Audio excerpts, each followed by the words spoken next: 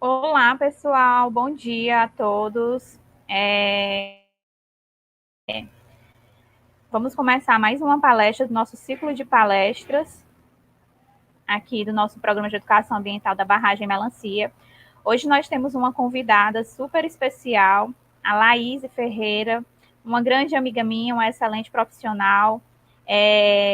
Nós nos conhecemos desde 2008, quando trabalhávamos juntas na Embrapa, ainda como estagiárias. Bons tempos, né?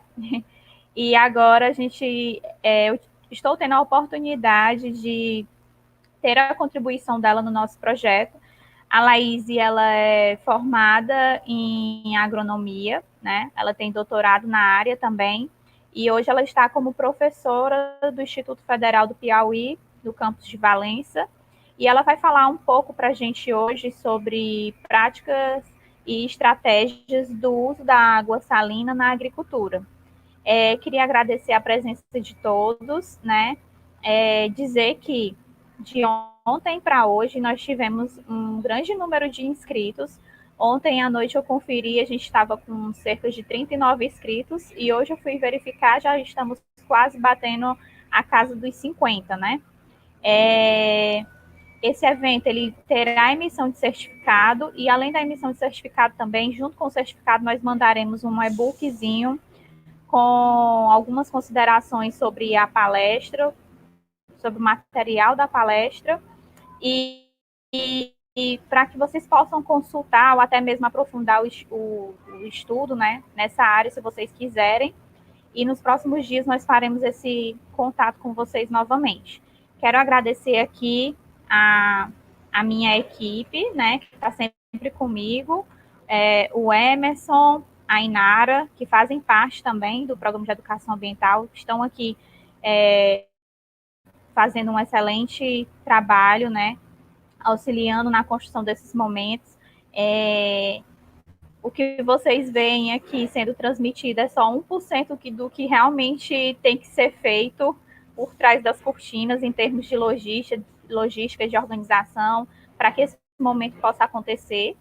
E também dizer para vocês que hoje em especial vocês devem estar vendo aqui um plano de fundo um pouco diferente do habitual. Geralmente eu faço esses momentos na empresa, né, na KL Engenharia, mas infelizmente no atual momento eu estou trabalhando em home office, fui acometida pelo coronavírus e estou em casa para proteger tanto a minha saúde como a dos demais colaboradores, né, da KL Engenharia, né? Então, segurança, saúde em primeiro lugar.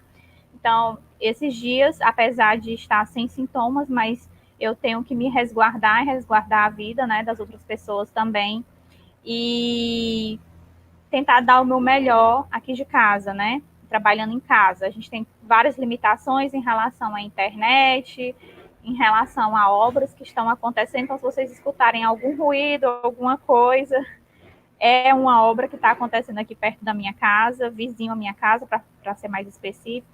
Mas vamos fazer o melhor para farei o meu melhor para que o evento seja um sucesso, como todos os outros já foram, certo? A Laís já está aqui conosco, só aguardando o momento, né, Laís, de começar a apresentação. E a Inara também está aqui, caso aconteça qualquer problema, ela vai assumir o restante da transmissão. E o Emerson também. Então, quero agradecer a presença de todos, já temos algumas pessoas online assistindo. Vamos começar, vou passar a palavra para a Laís, e ela pode ficar à vontade para fazer as considerações que ela desejar e gastar o tempo que for necessário. Só para fins de esclarecimento, Laís, geralmente as palestras duram meia hora, 40 minutos, e a gente deixa uns 20 minutinhos para algumas dúvidas que venham a surgir. A gente deixa esse momentozinho de interação entre os nossos espectadores e os palestrantes, tá bom? Pode ficar à vontade. Tá, ok. Bom dia, pessoal. Eu sou a professora Laís Ferreira, para quem não me conhece. E eu gostaria de agradecer muito o convite da Elisângela. A gente trabalhou há um tempo juntos, mais ou menos um ano, na Embrapa, Agroindústria Tropical, em Fortaleza, e foi muito legal. Então, gente, vamos começar com a palestra de hoje, tá? Hoje eu vou apresentar a palestra com o título Práticas e Estratégias de Manejo para uso de água salina na agricultura. E, pessoal, deixa eu ver se vocês estão me ouvindo bem, né? Acho que sim. Deixa eu colocar aqui. É um tema bem legal, que principalmente para as pessoas que estavam na barragem, né? E também para o semiárido, tanto no Piauí, que eu estou dando aula aqui no Instituto Federal do Piauí, como também no Ceará, que tem problemas de salinidade, tem que fazer essas estratégias para que a gente possa produzir de forma sustentável e produzir um pouco mais, né? Então, eu vou falar primeiramente aqui do clima do semiárido, um pouco do sumário, a problematização, para a gente entrar um pouco para falar das práticas, a salinização do solo e da água, o efeito dessa salinidade nas plantas, o que é que acontece com as plantas, se diminui o crescimento, se diminui a produtividade, e algumas práticas para a gente aprender um pouquinho como produzir melhor com a salinidade. Então, vamos lá, vamos falar um pouquinho do clima do semiárido. O semiárido, a gente sabe que ele tem altas temperaturas, no caso, com chuvas esparsas também, mal distribuídas durante o ano, pode chegar até 700 milímetros durante o ano, e ele vem também aqui, ó, não sei se vocês estão conseguindo ver a seta, mas ele vem aqui do Nordeste, pega o Nordeste, Ceará, Rio Grande do Norte, Piauí, e parte de Minas Gerais. Então, esse clima, ele tem altas temperaturas, poucas chuvas, e as chuvas ainda são mal distribuídas. Além disso, tem a salinização também, em que mais de 70% dos poços artesianos do Ceará, por exemplo, eles estão, ou do Nordeste, eles estão salinizados. Então, tem problema de irrigação. Não tem como, a gente tem que ter essas estratégias. Exatamente por conta dessa alta temperatura e também dessas chuvas esparsas, tá? E aí eu vou falar um pouquinho sobre os solos com problema de salinização no Nordeste brasileiro, porque a salinização do solo, ela acaba deixando o solo menos fértil, então não tem tanta, vamos dizer assim, nutrientes para que a planta ela possa crescer de forma adequada, e também acaba infiltrando menos a água, porque tem a dispersão da argila, tem muito sódio, e quando o solo é salinizado, às vezes, e aí causa a dispersão da argila, a infiltração da água ela diminui. E aí a densidade do solo também aumenta. Para os meus alunos que estão aí, a gente entende um pouquinho quando a gente deu a disciplina de solos, né? Esses solos salinos, eles são solos alomórficos, ou solos salinos e sódicos, são chamados, né? Quando o solo tem problema de salinização, e tem condições imperfeitas de drenagem. Então, quando tem altas temperaturas, essas chuvas são pouco distribuídas e também tem essas condições imperfeitas de drenagem, acaba fazendo com que naturalmente o solo ele fique salino. E os cloretos, sulfatos e bicarbonato de sódio, cálcio e magnésio, eles são os principais sais que ficam aí na superfície do solo e pode acarretar num menor crescimento da planta. Vamos entender um pouquinho aqui, ó, a salinização do solo e da água. Então, tem a água e o sal no solo. Quando essa água evapora, fica mais os sais na superfície do solo. Por isso que fica essa crosta aqui. Isso aqui já é um caso extremo também, e tem problema de infiltração, e a raiz ela não consegue sobreviver, ela não consegue crescer de forma adequada, exatamente por conta dessa salinidade. Mas tem mais outras causas da salinidade do solo. Vamos falar um pouquinho sobre elas lá na frente. Aqui é uma classificação, uma tabela da água para irrigação quanto ao risco de salinidade.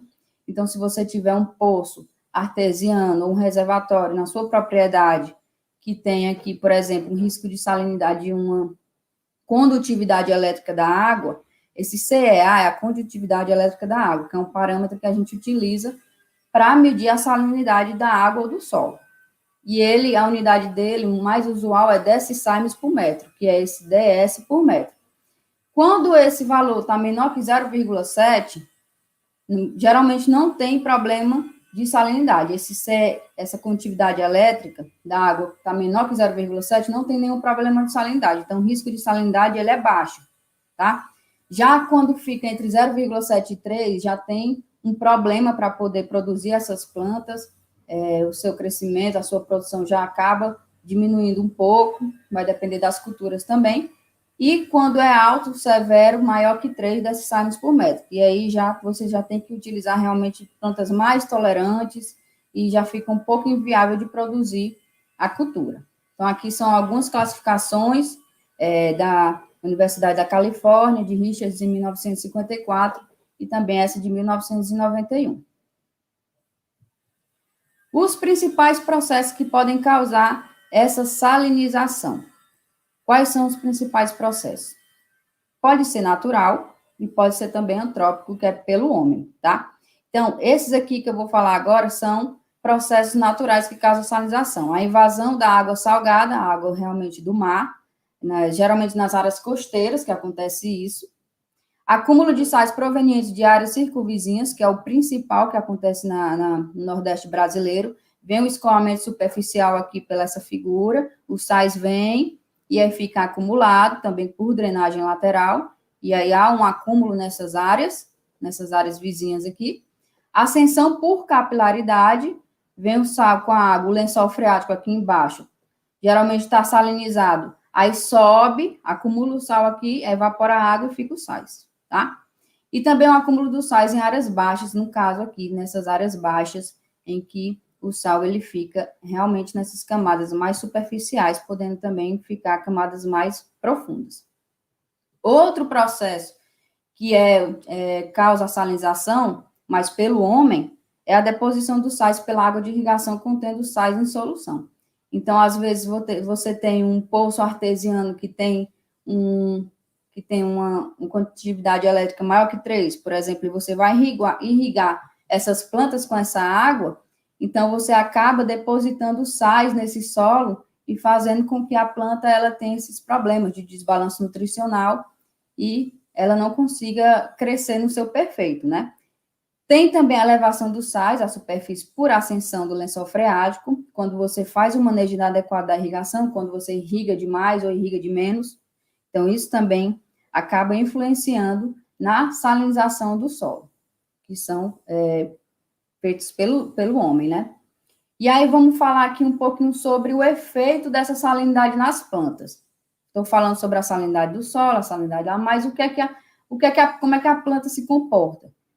Ela diminui o crescimento, na maioria das vezes, por conta do acúmulo excessivo desses sais nas plantas, por exemplo, do cloreto e do sódio, que é o principal. Há um desbalanço nutricional, porque esse sódio e esse cloreto, por exemplo, eles reduzem a absorção de outros nutrientes, que pode ser o cálcio, o nitrato e o potássio. Então, se tem muito sal, muito sódio e muito cloreto no solo, a planta ela não consegue absorver de forma adequada esses outros nutrientes que são essenciais para a planta. Há uma redução do crescimento também, se ficar exposta muito tempo e também com a condutividade elétrica muito alta, e a queima das folhas. Aqui são fotos minhas que eu fiz no mestrado, no cajueiro. Você vê aqui que realmente a planta, com o tempo, ela fica exposta, fica a queima das pontas das folhas, ela fica também amarelada e começa a ficar seca, né? Há uma seca fisiológica por conta do potencial osmótico muito baixo que está no solo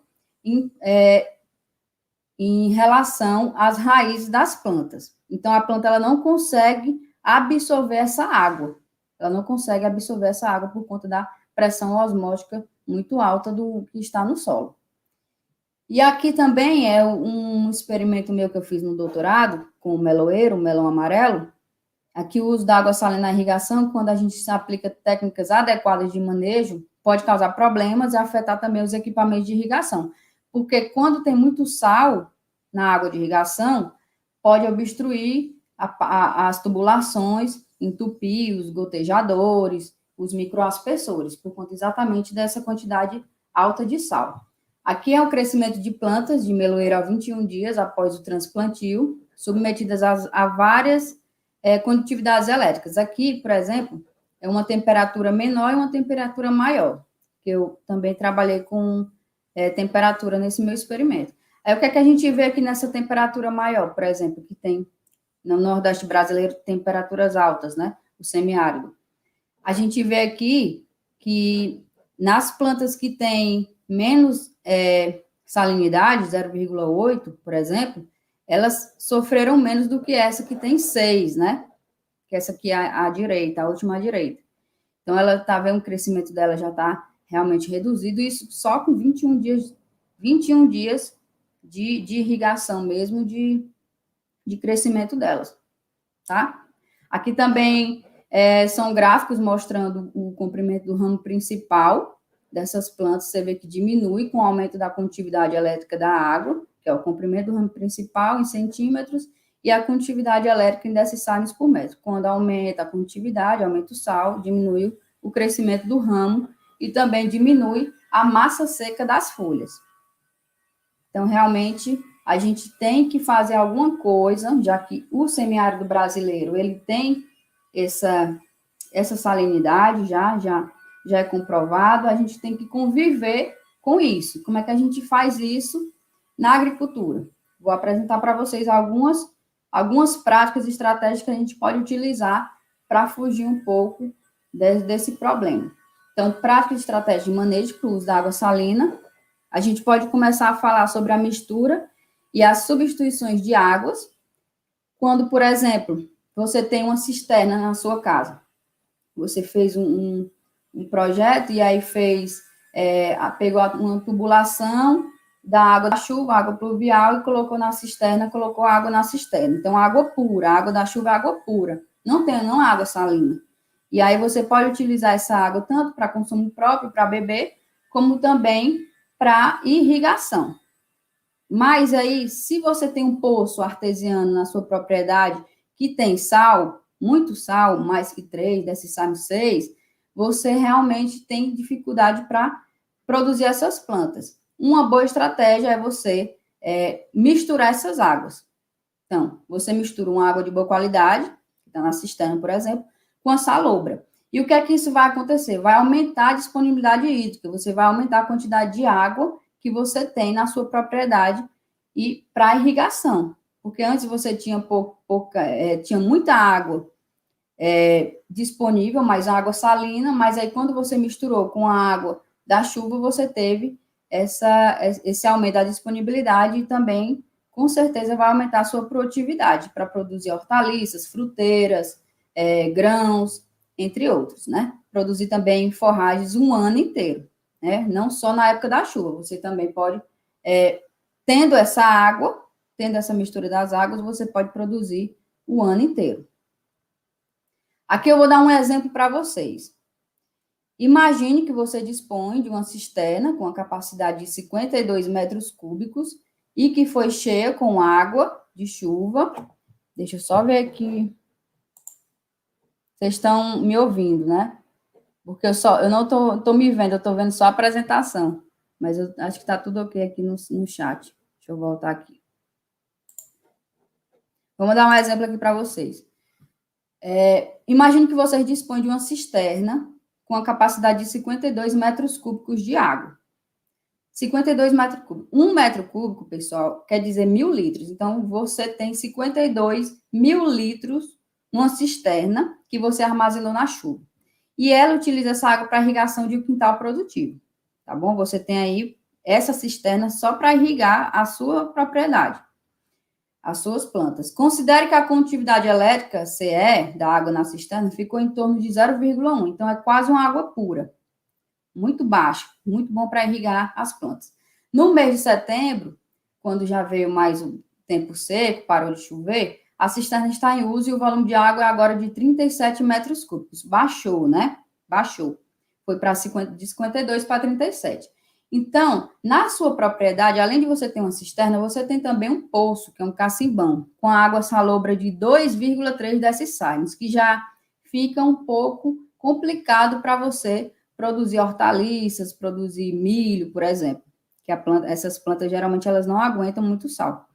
Então, decide completar o volume da cisterna com essa água salobra e passa a ter novamente 52 metros cúbicos. Então, você misturou essas águas. Você pegou a água da cisterna, que é pura, praticamente, e a água do poço, e misturou, e voltou a ter aqueles 52 metros cúbicos. Então, o que é que aconteceu?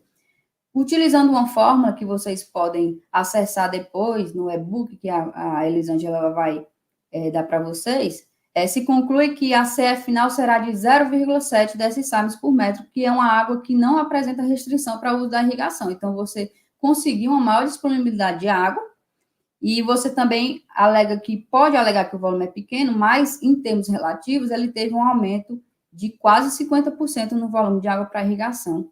E aí você pode produzir realmente o ano inteiro, tá? Outra prática bem utilizada, principalmente no programa Água Doce, que é do governo federal, são os dessalinizadores. Eu vou falar também sobre a piscicultura, porque eles estão ligados. O que é que o dessalinizador faz? Ele separa a água pura da água salgada, por meio de uma membrana semipermeável, que é pela osmose reversa, tá? Então, há uma pressão aplicada por essa maquinazinha aqui, e a água ela vai ser separada de água salgada para água limpa. E como é que a piscicultura entra nessa história? Então, vou falar um pouquinho sobre esse PAD, que é o Programa de Água Doce, no Ceará, mas também tem em todo o Nordeste brasileiro. Ele é um resultado de um investimento coordenado pelo Ministério Regional, Desenvolvimento Regional, juntamente com os municípios e o Estado. Ele é um resultado de um investimento de cerca de 50 milhões, 252 sistemas de dessalinização, estão beneficiando mais de 40 comunidades de cidades do Ceará, com aproximadamente 120 mil pessoas. E esse programa Água Doce também, ele é muito aliado ao enfrentamento do Covid, por conta da higiene, que aí acaba também melhorando esse enfrentamento do Covid, né? Porque você tem água doce, tanto para beber e também para irrigar as suas plantas. Como é que funciona esse sistema integrado junto com a piscicultura? Vamos entender um pouquinho aqui.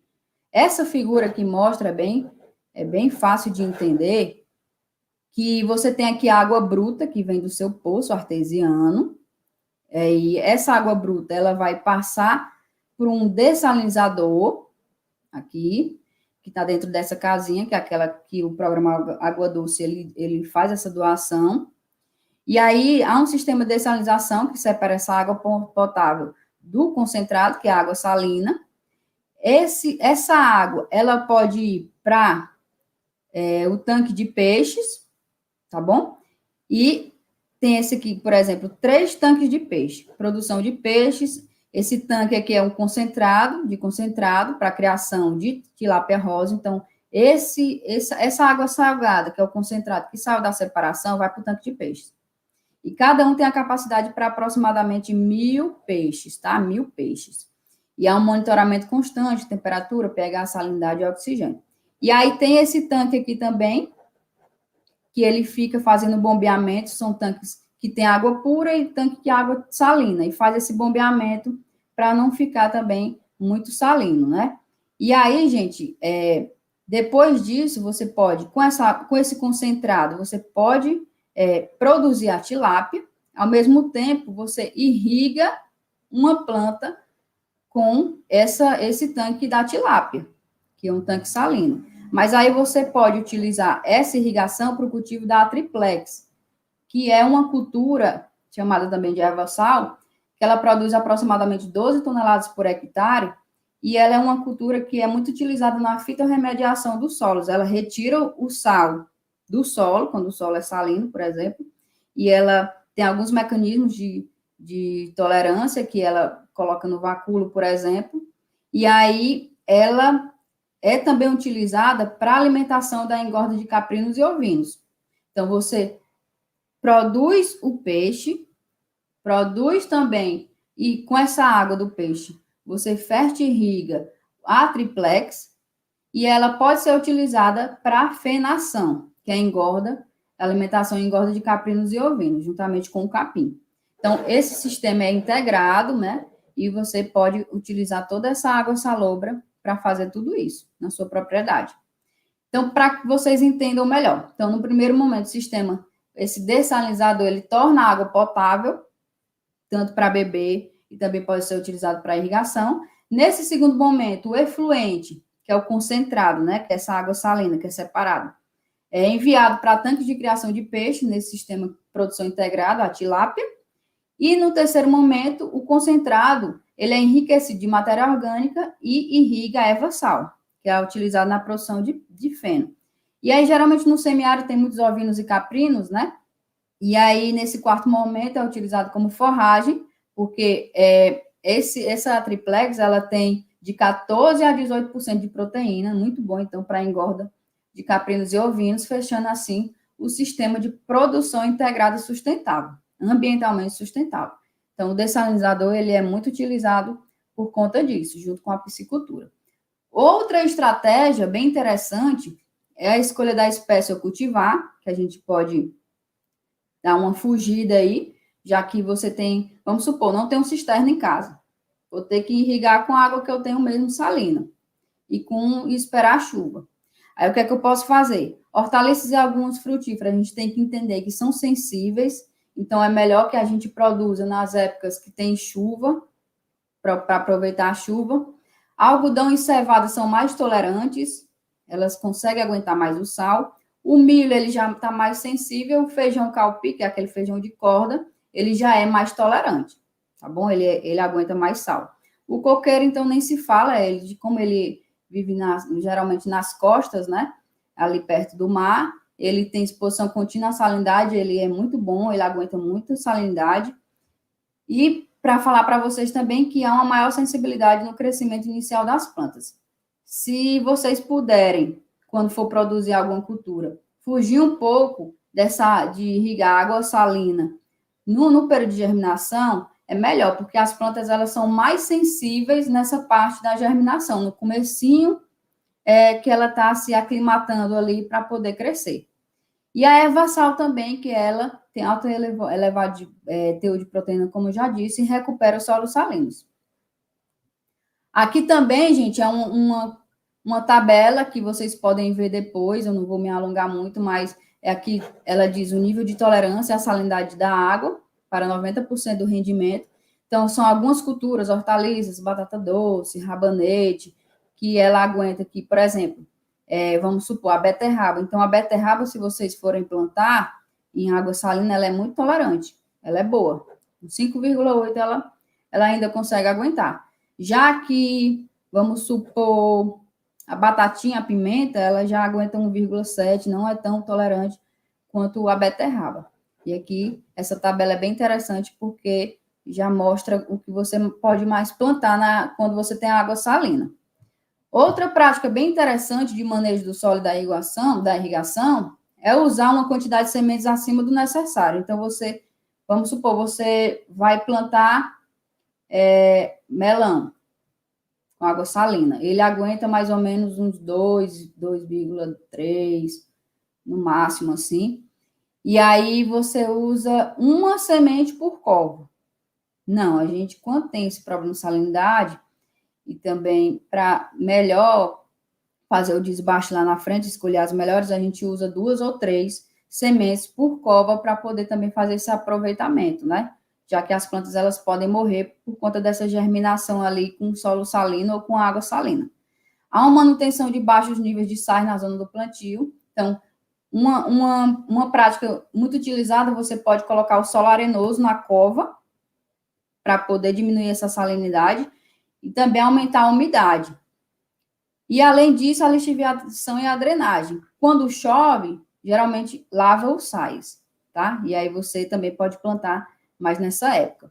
E aqui tem alguns métodos de irrigação. O gotejamento é o mais utilizado na irrigação salina, porque ele irriga ali só aquela parte, fica sempre úmido. Então, é o mais utilizado, mais aconselhável para você fazer o plantio com água salina ou com solos salinos. Tem também os sulcos. A gente recomenda que plante na rampa e não em cima, no topo, porque quando a água está salina, aí você tem que colocar a planta na rampa para ela não sofrer tanto. E se você plantar ela no topo, aí ela vai sofrer com água salina.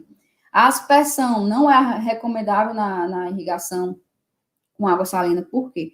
Porque quando a água bate nas plantas, nas folhas das plantas, aí fica o sal, quando evapora, e aí fica aquela queima da ponta das folhas, e aí ela vai sofrendo muito. Então, se você for irrigar qualquer cultura por aspersão com água salina, não vai dar muito certo. Microaspersão também é uma saída, mas cuidado também para essa água da irrigação que está salina não bater nas folhas, porque vai acontecer problemas de crescimento. Eu lembro que quando eu estava fazendo o meu mestrado, estava irrigando, tinha um microaspersor por cajueiro, por cada planta de caju. E aí a gente colocou um microaspersor. E com o tempo, como eu estava trabalhando com salinidade, com o tempo eu vi que as plantas elas estavam queimadas, né? E aí a gente viu que realmente é porque a água estava batendo. Aí a gente pegou uma garrafa PET, né? E colocou para ficar só concentrado ali embaixo, pertinho da planta. E resolveu o problema. Como se fosse um gotejamento, né? Aqui, gente, para mostrar um gotejamento, ele tem uma grande economia de água, esse método, porque ele fica só ali, no pé da planta, não fica jogando água com a aspersão. É uma ótima utilização da sua terra, economia de energia, porque tem baixa pressão, fica só aquelas gotinhas saindo. Uso eficiente de fertilizantes, porque você pode utilizar fertirrigação, que é coloca o adubo junto com a água, e aí você já faz o aproveitamento, né, desse fertilizante. E uma menor dependência do clima. Por quê? Porque como é goteja, fazendo aquele gotejamento, não precisa de vento. Se tiver vento, a água não vai se alastrar para todo lado, né? Aqui também é um sistemazinho Kifinet, que você pode comprar, tem na internet para comprar, da Netafim, para irrigar 500 metros quadrados por gotejamento. Então, ele é bem simples, ele já vem com toda a tubulação, os gotejadores, a caixa d'água. É bem simples do produtor da agricultura familiar montar esse sistema. Além disso, já estou finalizando a apresentação, tem também a parte dos cultivos adensados. Quando você planta com espaçamento menor, de uma linha para outra, há um menor crescimento vegetativo, aí melhora o microclima, e aí esses espaçamentos menores diminuem esses efeitos deletérios do sal, devido ao estresse salino. Então, esses cultivos adensados, eles melhoram, essa é uma estratégia para fugir aí da salinidade, e também tem a eficiência do uso da água, né? Porque ali, como você está um espaçamento menor, você vê aqui espaçamento de 45, 17, você aproveita mais a terra e a água. Outra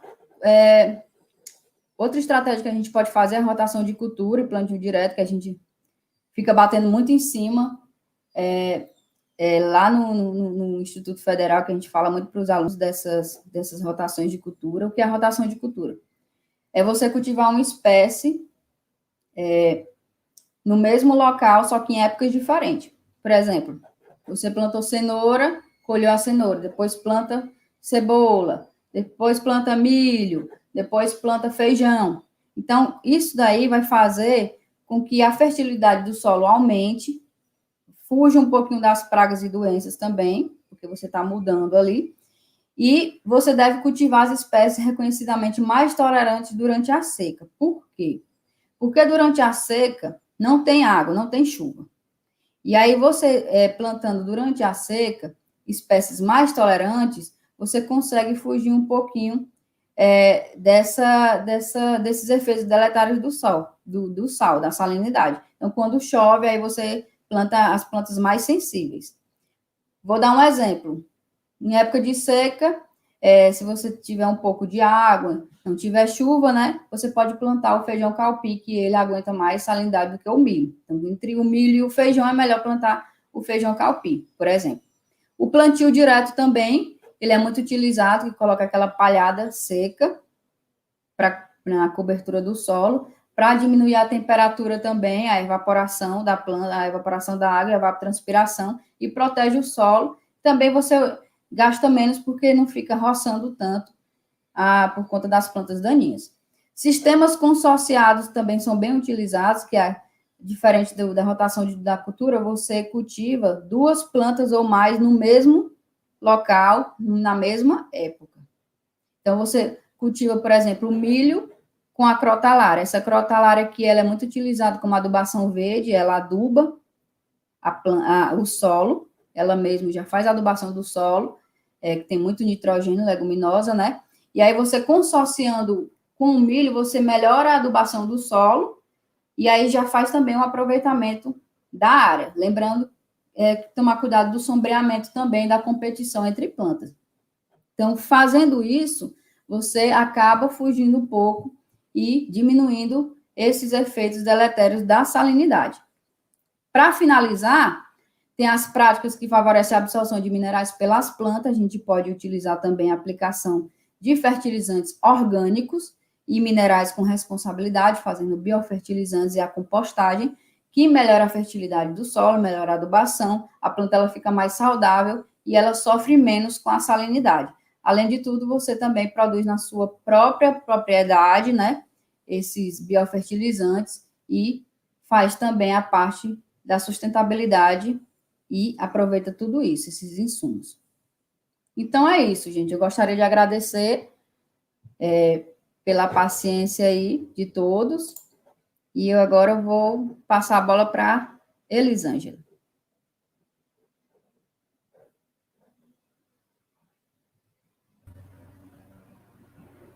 Vou ver se tem alguma coisa aqui no chat, uma pergunta. Pronto. Laís, muitíssimo obrigada pela sua apresentação. Quero lembrar a todos também que estão aqui, eu não sei se no início da minha fala eu comentei, tem algumas pessoas que estão nos assistindo pela primeira vez. Eu queria só contextualizar um pouco essa iniciativa. Né? Ela faz parte de quê? A gente trabalha na supervisão da obra da barragem Melancia, né? Estamos a serviço da Secretaria de Recursos Hídricos do Estado, da Sohidra. Então, essa parte de educação ambiental, mobilização social, a gente faz diretamente com a ajuda, a parceria da Secretaria de Recursos Hídricos. Inclusive, está aqui nos assistindo, né, na pessoa do Adail Sena, que também é professor do IF, só que daqui de Fortaleza, Laís, um colega aí de trabalho, o professor Adail Sena, está sempre presente, nos ajudando, inclusive, na mobilização, trazendo seus alunos para acompanhar as nossas palestras, se envolver nas nossas ações. Então, a gente agradece o professor Adail pelo empenho e por sua dedicação, junto com a Alice também, que é da SRH e que trabalha junto conosco, né, para que as nossas ações alcancem os resultados almejados.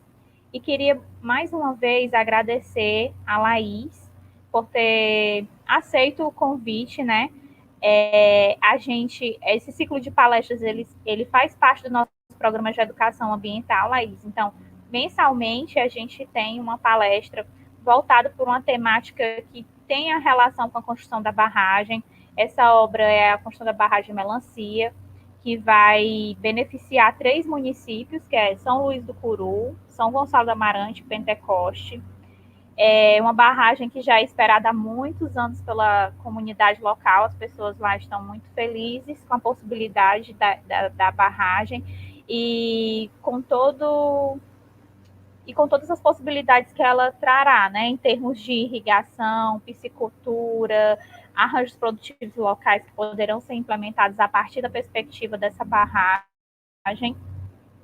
E também queria agradecer aqui a Alice, está nos acompanhando também, que é a Alice Guedes, que é da Secretaria de Recursos Hídricos, que é uma parceiraça da gente aqui, nos ajudando em todas essas coisas para organizar a logística, enfim.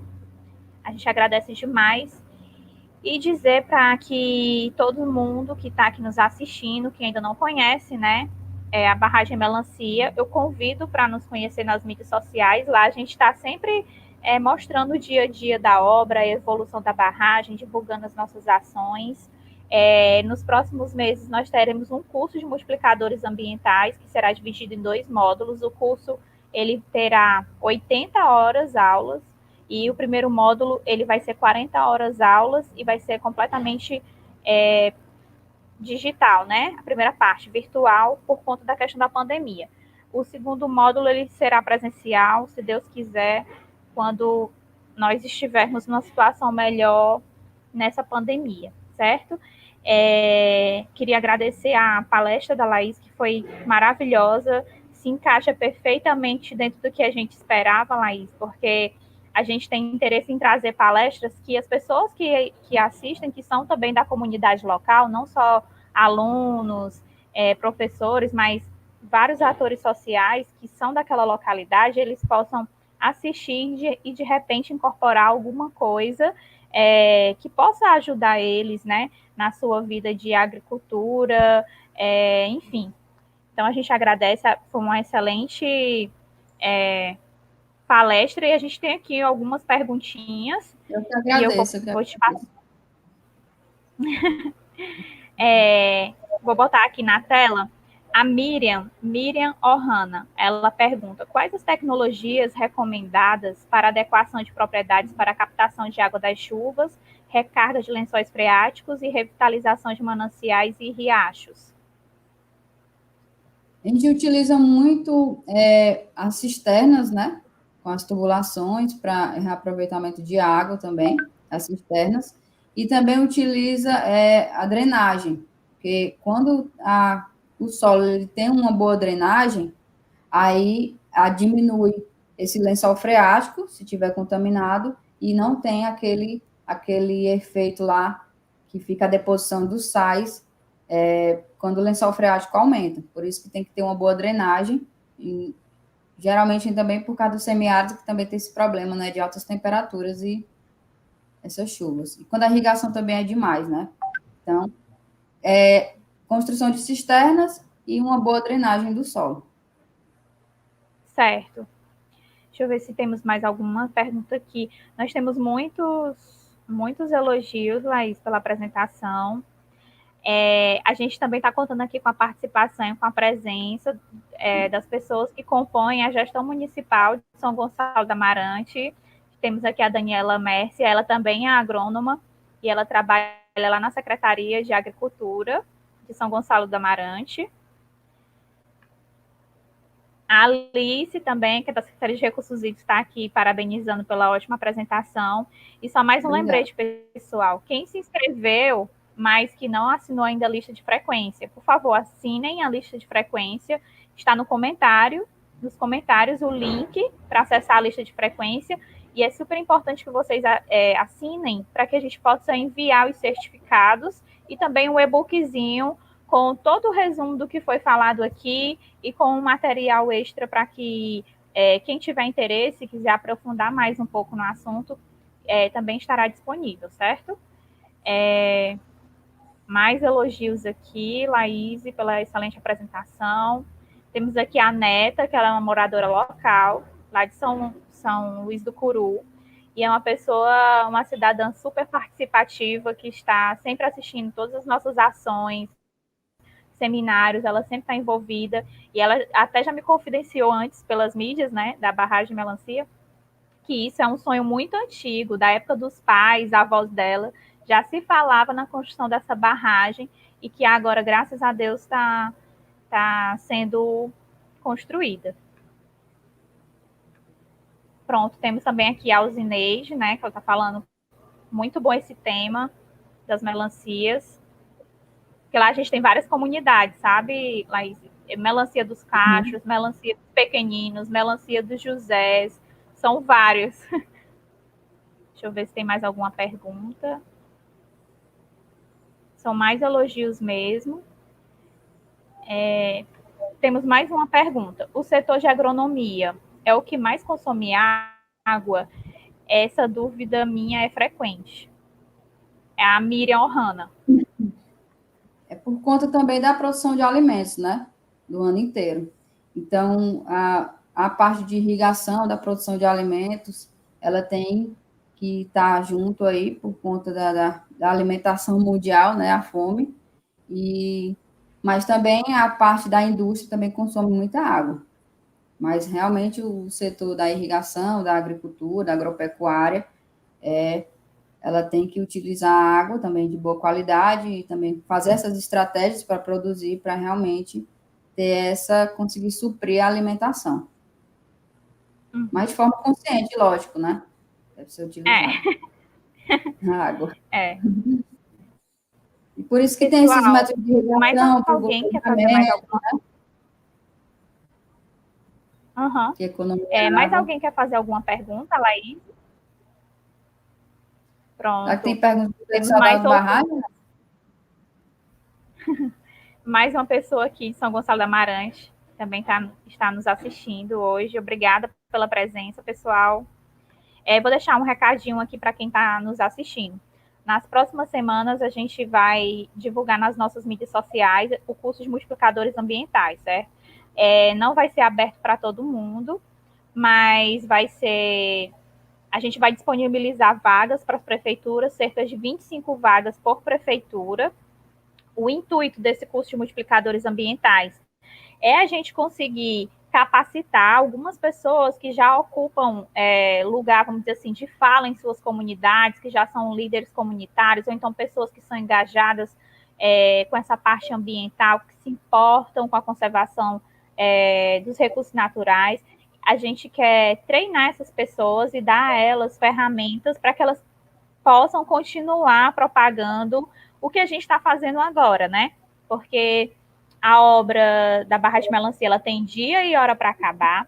A gente já está com quase 50% da obra concluída, então falta ainda 50%, mas depois que nós entregarmos a obra, a gente precisa que a comunidade local se aproprie desse equipamento e consiga fazer o melhor uso possível desse equipamento, né? Então, esse é o objetivo do curso de multiplicadores ambientais. E aí, quem tiver interesse em participar desses cursos e tudo mais, procure a prefeitura, certo? A prefeitura da sua cidade, pois nós vamos disponibilizar 25 vagas para São Gonçalo da Amarante, 25 vagas para Pentecoste e 25 vagas para São Luís do Curu. Tudo bem? Isso vai acontecer nas próximas semanas. O curso está programado para começar a primeira aula no dia 15 de março, certo? Então, nos próximos dias, nós estaremos fazendo as mobilizações necessárias e conversando com os municípios, né? Com a gestão municipal dos municípios, para deixar disponível essas vagas para quem se interessar, tá bom? Então, eu agradeço mais uma vez, peço que nos sigam nas mídias sociais, a gente tem o canal do YouTube da Barragem Melancia, a gente tem canal no Facebook, a gente também tem perfil no Instagram, estamos sempre disponíveis para tirar qualquer dúvida que vocês venham a ter sobre a barragem. Lembrando também que mensalmente, além das palestras, a gente tem as lives, a gente chama um convidado para falar sobre algum tema específico. Nessa semana nós falamos sobre curiosidades e aspectos técnicos dessa barragem com os engenheiros responsáveis pela supervisão da obra, Plínio Bezerra e Exildo Facó, e foi bem interessante. A gente respondeu muitas perguntas, muitas dúvidas da comunidade local em relação à construção da barragem, tá? Queria agradecer mais uma vez e gostaria de encerrar, mas antes eu gostaria de passar um momento de fala para a Laís, se ela quiser falar alguma coisa. Gostaria de parabenizar você pela iniciativa que está fazendo, juntamente com essa barragem Melancia, e agradecer também aos meus alunos que estão aí falando, fazendo perguntas, elogiando, ajudando de alguma forma. E muito Sim. obrigada a todos, espero que tenham gostado da apresentação. E obrigada, viu, Elisângela? Obrigada Por pela nada, Laís. parceria novamente. A gente que agradece, né? Estou num momento muito feliz aqui de estar de novo com a Laís. Depois de tantos anos, a gente voltou assim a se encontrar de maneira, vamos dizer, profissional agora. Laís, agora em relação à tua palestra, uma pessoa acabou de colocar um comentário. Na casa da minha avó, a água é salgada. Agora eu sei por que o coentro fica amarelo. Tá vendo? Por conta da É isso toxidez aí. desses salinos. E se a água realmente É. bater na folha, aí inviabiliza a produção. Pronto. Pois tá bom, gente. Eu vou encerrar agora, tá bom? Peço que, para quem assistiu, para quem se inscreveu, não esquecer de assinar a lista de frequência. Se tem alguém aqui que está assistindo, mas não se inscreveu antes, pode fazer a inscrição através do nosso link da bio no Instagram, tá bom? Então, vou deixar disponível a lista de frequência até por volta de meio-dia. Depois disso, eu vou encerrar e não será mais possível preencher. Então, por favor, atenção. Acessem aí o link da ficha de presença, tá bom? E é isso, gente. Conto com a participação de vocês nos nossos próximos eventos. Quem quiser acompanhar, é só ficar ligadinho, que a gente sempre está postando novidades por lá, tá bom? Tchau, tchau, beijão. Fiquem todos bem seguros. Cuidado com o coronavírus, usem máscara, álcool gel, se resguardem, evitem aglomeração. Tchau, Tchau. obrigada.